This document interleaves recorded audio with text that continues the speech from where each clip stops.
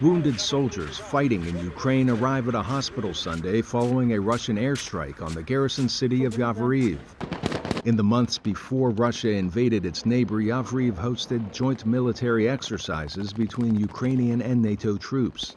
Ukraine's request for a Western-backed no-fly zone and warplanes have been rejected. Ukrainian President Volodymyr Zelensky asserted that his forces so far killed 13,000 Russian troops, destroyed 1,000 Russian military vehicles, and dozens of jets and helicopters.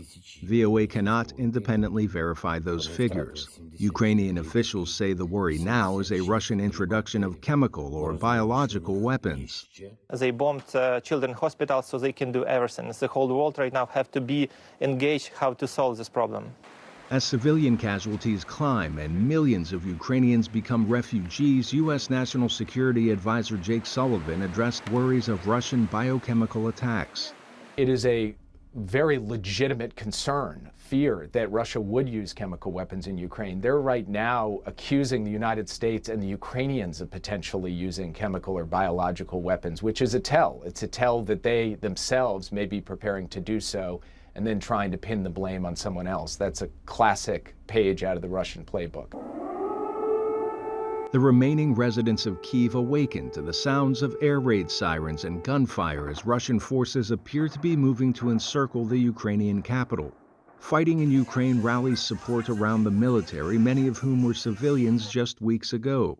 Ukraine's plight has drawn foreign backing, not just from donations, but from people traveling into a war zone to help.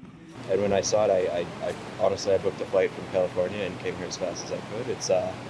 If this isn't the fight of democracy and freedom against autocracy of our generation, I don't know what is. The chief of police for the Kyiv region said his officers collected evidence of Russian troops killing civilians.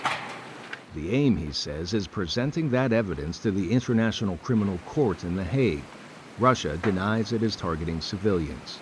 Arash, Arabasadi, VOA News, Washington.